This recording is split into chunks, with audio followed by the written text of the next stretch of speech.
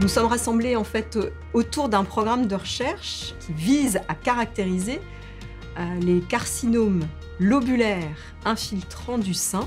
Les cancers du sein sont un grand nombre de maladies très différentes. Il y a de multiples façons de les classer et l'analyse sous le microscope, c'est-à-dire l'analyse pathologique, permet de les classer en différents types histologiques.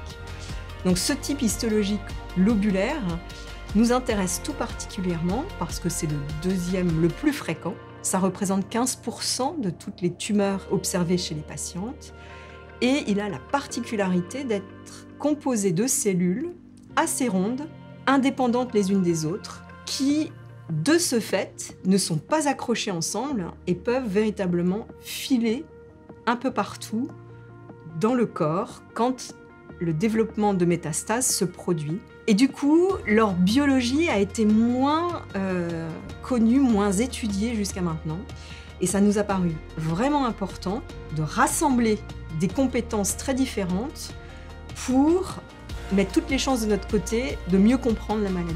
Ces tumeurs, elles ont certainement des caractéristiques spécifiques sur le plan histologique, mais aussi moléculaires.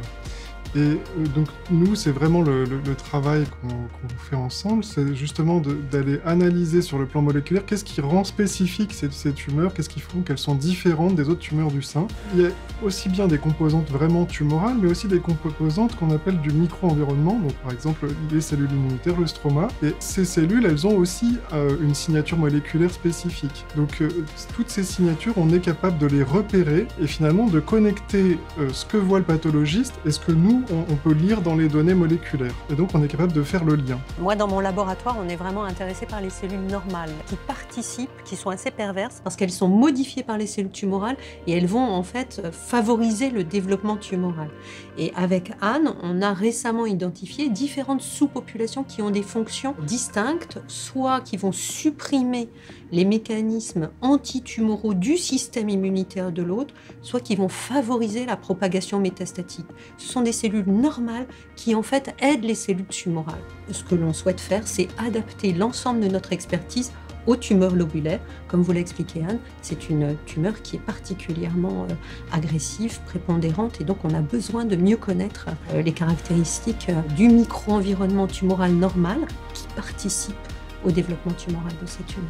Et ça, c'est un processus long qui implique tout le service de pathologie que je dirige et un travail, un engagement au quotidien vraiment des équipes. Nous sommes une dizaine de pathologistes, une vingtaine de techniciens en pathologie et tout le monde est engagé au jour le jour pour faciliter la recherche.